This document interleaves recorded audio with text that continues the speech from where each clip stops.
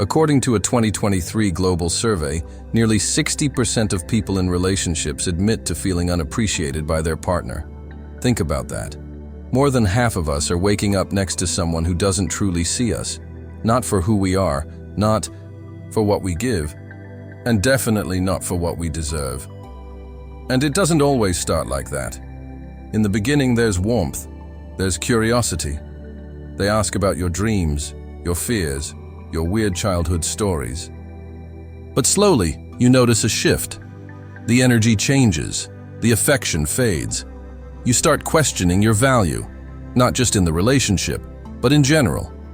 You find yourself wondering, am I too much? Am I asking for too much? But here's the hard truth, you're not. You're just slowly forgetting your own worth.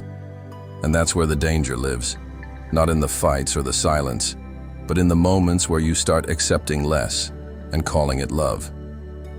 If you're constantly over-explaining yourself, if you're always the one fixing things, if you've normalized being half-loved just so you won't be alone, this video is for you. Because knowing your worth isn't about being loud or selfish. It's about no longer settling for relationships that drain you. It's about recognizing that real love doesn't make you feel small, confused, or invisible. It raises you. It brings peace, not just passion. So today, we're diving into the 7 subtle signs that you might be undervaluing yourself in a relationship. We'll break each one down, not to shame you, but to wake you up. Because sometimes the most dangerous kind of heartbreak isn't loud and dramatic. It's quiet. It happens when you stop recognizing your own reflection because you've twisted yourself into someone you're not, just to be enough for someone else. These signs are uncomfortable. They're honest. But if you feel even a little seen by them, then that's the first step back to reclaiming your worth. Part 1. You apologize for things that aren't your fault. Have you ever caught yourself saying sorry for something you didn't actually do? Like when your partner is in a bad mood and you immediately start wondering, did I say something wrong? Then before even figuring it out, you say, I'm sorry, just to smooth things over, just to keep the peace. It might seem harmless, even mature, but if you do this enough, if sorry becomes your default setting, you're not keeping peace. You're keeping yourself small. And over time, that pattern quietly erodes your self-worth, especially in relationships. See, many of us were raised to believe that love means compromise, that you should pick your battles, be the bigger person, avoid drama. But there's a difference between compromise and self-erasure, and constantly apologizing for things that aren't your fault is the latter. It's not about resolution, it's about fear. Fear of losing the relationship, fear of being too much, fear of not being loved if you rock the boat. You might apologize when your partner forgets an important date. You say, sorry, I should have reminded you, even though it wasn't your job. Or they raise their voice during an argument, and later you say, sorry for making things tense, when all you did was speak honestly.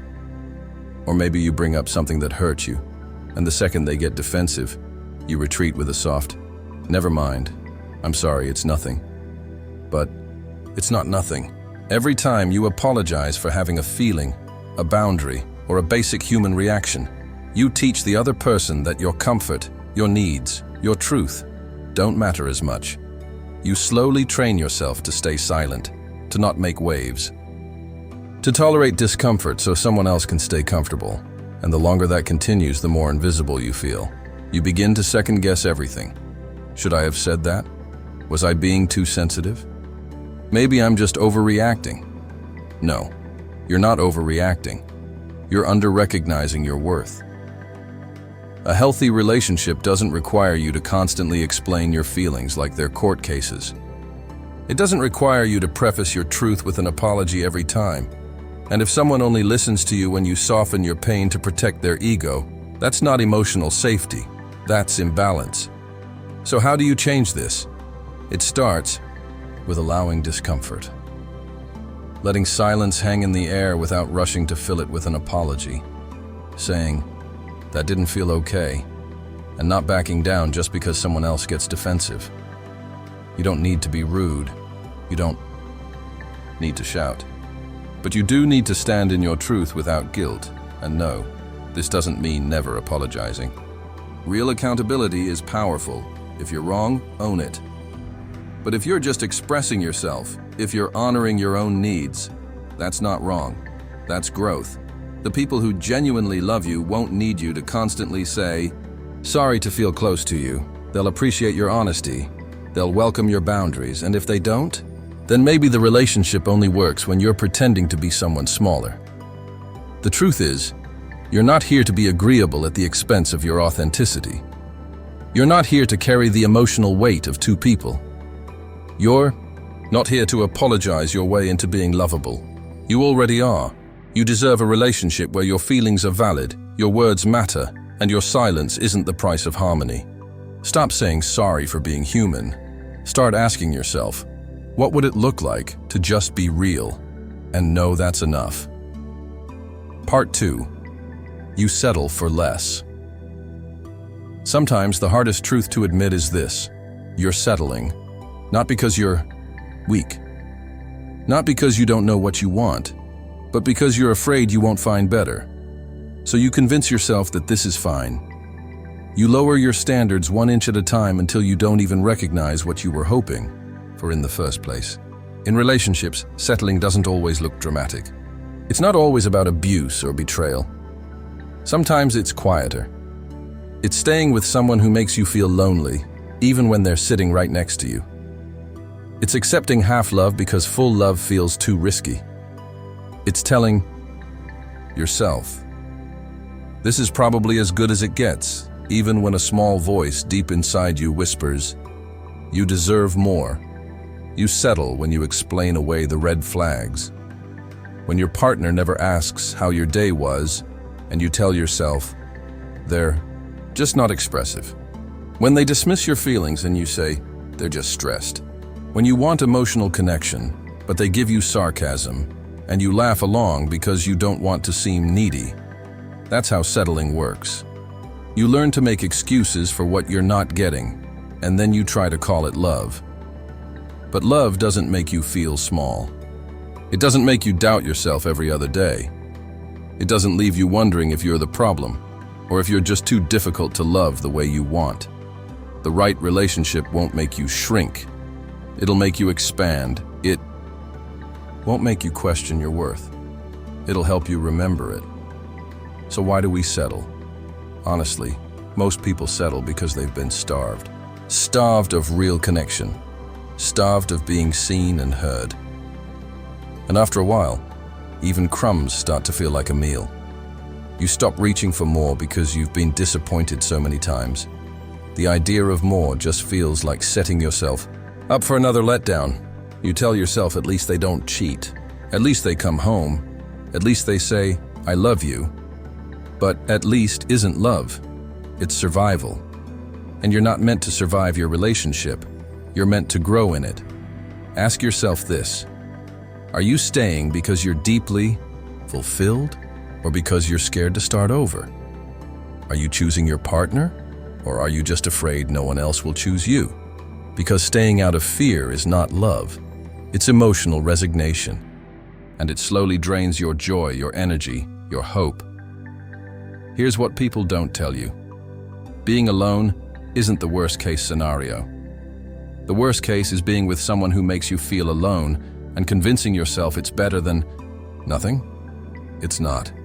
You deserve the kind of love where you don't have to chase connection or beg to be understood. You deserve to be chosen freely, fully, and every day, not just when it's convenient for someone else. You settling isn't just hurting you. It's keeping you from the version of yourself that blooms in real love. The version that doesn't flinch when they express a need.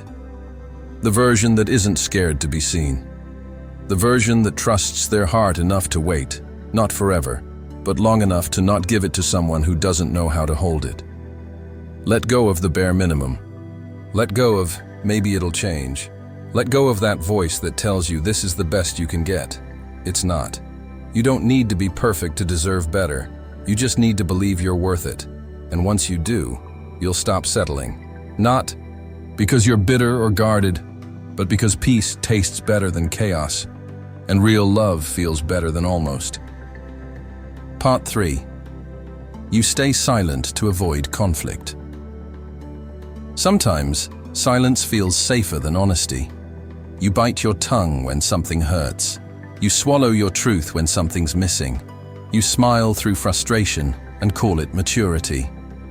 But deep down, this isn't peace. It's fear dressed up as harmony.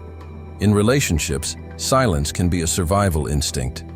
You've probably learned, maybe from a past partner or even your childhood, that speaking up leads to rejection or drama.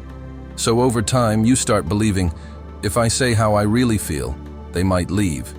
If I speak up, I'll be too much. So you stay quiet. You downplay your needs. You let things slide that actually matter to you. You tell yourself it's not worth the argument, that it'll blow over, that bringing it up will only make things worse. And yeah, maybe it will start a tough conversation. But you know what's worse than conflict? Resentment. The kind that builds silently every time you choose to keep the peace by betraying yourself. Because when you constantly stay silent, you don't just avoid fights, you avoid truth. And without truth, there is no intimacy, just performance. You end up in a relationship that looks calm on the surface, but feels lonely underneath. You laugh, you kiss, you go through the motions, but there's a quiet gap growing between you. And no one talks about it, because silence has become the norm. But silence has a cost. You start to forget what you even want. You begin to feel invisible, not because your partner can't see you, but because you stopped showing them who you are. You become afraid to even ask for small things, affection, clarity, presence. And that fear, that hesitation, that's the crack where your self-worth starts to slip away. Love isn't about agreeing all the time. It's not about never upsetting each other. It's about trusting that the relationship is strong enough to hold honesty. And if it's not, if your truth causes distance or guilt trips or shutdowns, then maybe it wasn't built on the kind of love you thought it was. Because when you care deeply about someone, you should be able to say, "This bothered me. I need more from you. I'm feeling unseen." That's not picking a fight. That's showing up. That's choosing real connection over polite distance. And sure, not every moment calls for a serious talk. But when the big things happen, when you're hurt, when you feel dismissed, when your needs aren't being met, your silence doesn't protect the relationship. It protects the illusion of one. The right partner will want to know your thoughts, even when they're messy. They won't always agree with you, but they'll respect you for saying it. Because real love isn't afraid of conflict. It uses it to build deeper trust. It says, even if we struggle, I'd rather know the truth than live in a pretty lie. So stop asking yourself, will this cause tension? Start asking, will silence cause distance? Because a relationship without honesty is a slow fade, not because you stopped loving each other, but because you stopped being seen. You don't have to yell. You don't have to be perfect with your words. You just have to be brave enough to speak, even with a shaky voice, even with a racing heart. That's how you take up space. That's how you claim your worth. Because silence may feel safe, but real love is honest, even when it's uncomfortable. And if someone can't sit with your truth, they don't get to hold your heart. Part 4. You make excuses for their behavior. It starts small. You explain away a sarcastic comment. You brush off a cold tone. You tell yourself they're tired, they've had a long day. They didn't mean it like that. You start filling in the gaps for them, offering compassion they haven't earned, defending actions that hurt you, rewriting the story so you don't have to face the truth. They're treating you in a way that doesn't feel like love. Excuses are protection. You use them to protect the relationship, to protect the version of them you're hoping still exists. You remember their good moments, the times they were kind, the memories that made you feel seen. and you use those to cancel out the ways they're showing up now. It's like emotional math. You subtract the damage and add the good intentions, hoping it'll balance out in the end. But love isn't a math problem, it's a mirror. And if what's being reflected back is making you feel small, unseen, or unworthy, no amount of excuses will change that. You say, they're just bad at expressing themselves. They don't know how to love properly. They've been through a lot. And maybe all of that is true, but it doesn't excuse the way they talk down to you, or ignore your needs, or make you question your value. You're not here to be someone's therapist. You're not a rehab center for emotionally unavailable people. You're a human being with needs, with feelings, with a heart that deserves to feel safe, not constantly confused. Making excuses for someone becomes a habit. And like all habits, it gets harder to notice the longer it goes on. You start lowering the bar without realizing it. The things that once would have made you walk away now just make you pause. The disrespect doesn't shock you anymore. It just makes you tired. And still, you stay. Because leaving feels like giving up, and you don't want to be the one who quits. So instead, you keep rewriting the story so they can stay in it. But here's the thing. Love should not require you to become a narrator for someone else's behavior. You shouldn't have to keep explaining, justifying, translating. You shouldn't feel like a lawyer building a case for why they're still worthy of your time. If they care about you, they will show it in how they treat you. Period.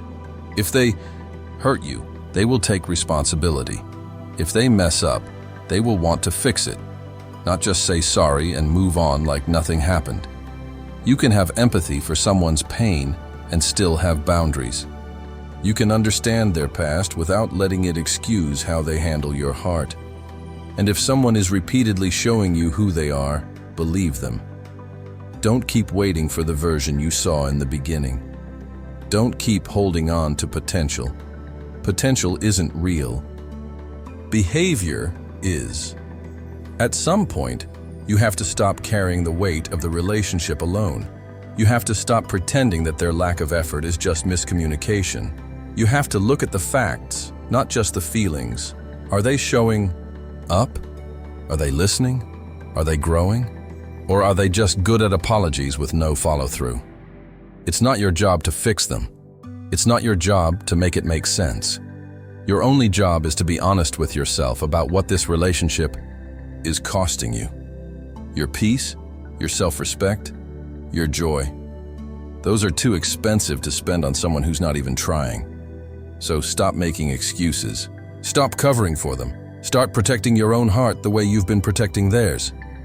Because the right person won't need you to explain away their behavior. The right person will make sure their actions speak loud enough that you never have to. Part 5. You keep giving without receiving.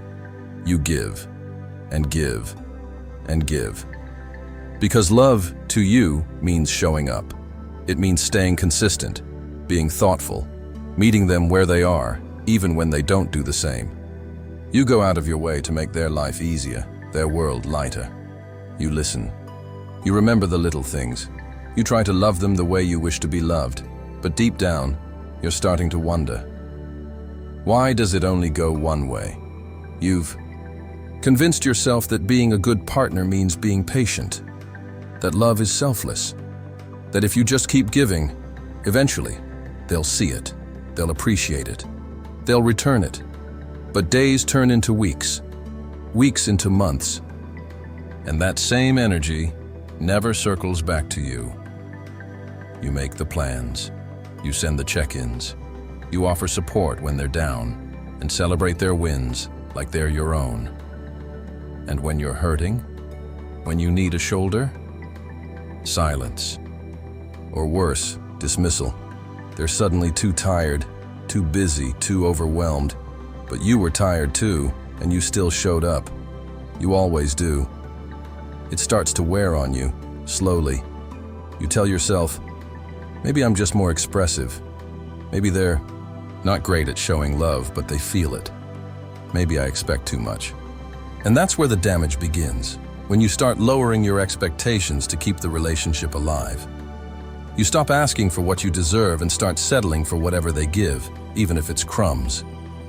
You don't want to rock the boat, so you keep pretending you're okay with the imbalance. But love isn't supposed to feel like a transaction you're constantly funding on your own. And you're not asking for anything unreasonable. You're asking for reciprocity, for effort, for someone to match the emotional energy you bring into the relationship. You're asking not to be taken for granted, and that should never feel like too much. The truth is, when you keep giving without receiving, you start losing pieces of yourself. You shrink your needs to make room for theirs. You begin to believe that love means sacrifice, even if that sacrifice is your peace, your time, your happiness. But that's not love. That's people-pleasing in disguise. That's fear pretending to be devotion. And over time, it turns into resentment. You might not say it out loud, but it builds inside you. Every time you go above and beyond, and they don't even notice. Every time you give your heart and get indifference in return. You begin to feel invisible, like your presence is expected, not cherished. Like your love is a convenience, not a gift. And if you're being honest, you're tired. Tired of trying to prove your worth through effort. Tired of showing up fully for someone who shows up halfway. Tired of carrying the emotional weight alone. Because a relationship should feel like partnership, not performance. Part 6. You're always the one apologizing. Somewhere along the way, you became the peacemaker, the fixer, the one who always smooths things over, even when you're not the one who messed up. You apologize to keep the peace, to avoid the silence, to make things feel normal again, even if deep down, you're anything but okay. You've started to believe that maybe it's you, that maybe you're too sensitive, too emotional, too much. You say sorry for overreacting, even though your reaction was just human. You say sorry for needing reassurance, for asking for time, for speaking your truth. But here's the question. Why are you always the one bending? Why does resolution always depend on your ability to shrink your pain and put your pride aside? When you're with someone who won't take accountability, it becomes a cycle. You bring up something that hurt you, and somehow the conversation flips. Suddenly, they're the victim, and you're the one doing damage control. You're the one trying to fix what they broke. You end up comforting the person who made you feel like hell. And that's not love. That's emotional manipulation dressed up as misunderstanding. Over time, it messes with your sense of reality. You start second-guessing your instincts. You wonder if maybe you did overthink things. Maybe you were being dramatic. Maybe your tone was off. You begin to filter every word, every feeling, through the fear that it might trigger another cold shoulder or passive-aggressive response. And when it does, guess who's the first to say sorry again? Even when they snap, you apologize for setting them off. Even when you cry, you apologize for being emotional. Even when your trust is broken, you apologize for being insecure. And after a while, the word sorry starts to lose its meaning, because it's not about accountability anymore. It's about survival. It's about holding the relationship together with your own silence and self-blame, and that's what they count on. Because as long as you're the one apologizing, they never have to change. They never have to grow. They never have to look at how their words, their actions, their avoidance is hurting you. They just have to wait for you to fold. And you do. Because you love them. Because you want to believe this can still work. Because you've tied your self-worth to keeping this relationship afloat, no matter the cost. But here's the truth. Love should never require you to abandon yourself. It should never make you feel like being heard means being difficult, or that being honest makes you the villain. If someone makes you feel guilty for having emotions, that's not love, that's control. You can be the bigger person without always being the one who breaks first. You can have empathy without excusing bad behavior. And you can want connection without begging for basic respect. You shouldn't have to say sorry just to be loved gently. You shouldn't have to carry the emotional weight alone just because they refuse to. If they hurt you, they should care. If they're wrong, they should admit it. If they truly love you, they should meet you in those hard conversations, not make you feel like the problem for having them. So take a breath. Look at the pattern and ask yourself, what are you apologizing for? And who taught you that love only lasts if you stay silent? You're allowed to have needs. You're allowed to express pain. You're allowed to exist in a relationship without constantly walking on eggshells. And if being real means they push you away, then maybe they weren't holding on to you for the right reasons anyway. You're not too much. You're not overreacting. You're just tired of carrying the blame for someone else's inability to show up fully. And it's okay to put the apology down and finally choose yourself. Part 7. You feel alone, even when you're with them. There's a kind of loneliness that hits different. The kind that creeps in while you're lying right next to someone. You're in the same room. You share the same bed. You exchange words, maybe even a smile. But inside, you feel invisible. Like your soul is reaching out and there's no one reaching back. And that's the kind of loneliness that breaks you slowly, because it makes you question everything. How can I feel so disconnected from the person I love? How can someone physically be here, but emotionally feel miles away? It wasn't always like this. In the beginning, there was effort. There were conversations that lasted all night. You felt seen, heard, understood. But somewhere along the way, the energy shifted. The spark faded. And instead of addressing it, you both just adjusted to the silence. You stopped asking deep questions, stopped sharing the little things, stopped checking in, not out of malice, but out of habit. And now you're just coexisting, passing each other like strangers with a shared past. They don't ask how you're really doing anymore. They don't notice when you're withdrawn. They miss the pain in your eyes because they've stopped looking closely. And maybe you've stopped showing it. Because what's the point in opening up when the person you're talking to has already checked out? You scroll your phone beside them. You sit across from each other at dinner. You fill the silence with distractions, with background noise, with anything that keeps you from facing the fact that something is deeply missing. Intimacy, emotional safety, connection. And maybe you've tried to fix it. You've brought it up, gently, only to be brushed off. Or worse, met with defensiveness. Maybe they tell you, I'm just tired, or you're overthinking again. So you start believing that the loneliness is your fault, that you're too needy, too emotional, too hard to love. You convince yourself that this is what love looks like when it matures. Quiet, distant, and numb. But that's not love. That's emotional starvation. That's surviving in a relationship where your needs go unmet while you keep pretending you're fine. That's slowly forgetting what it feels like to be held not just with hands, but with presence, with care, with attention that says, I see you. You feel guilty for wanting more, for craving deep connection, for wanting to be chosen not just with words, but with effort. But you shouldn't. Because real love doesn't just sit beside you. It reaches for you. Even when it's inconvenient, even when things get hard. Real love notices when you go quiet and leans in, not away. It doesn't make you feel alone in moments when you need closeness the most. And here's the hardest part. Admitting that you're lonely doesn't make you ungrateful. It makes you honest. It means you're finally acknowledging that presence. Without connection is not enough. That sharing space is not the same as sharing a life. So ask yourself, when was the last time you felt truly seen in this relationship? When was the last time they asked how your heart was doing? Not out of habit, but out of care. And if you can't remember, that's not something to brush aside. You don't have to stay in a relationship that feels empty just because you're afraid of being alone. Because here's the truth, you're already there. And the loneliest place in the world is being with someone who makes you feel like you don't exist.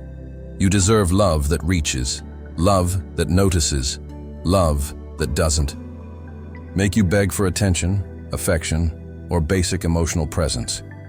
You deserve to feel with someone, not just next to them.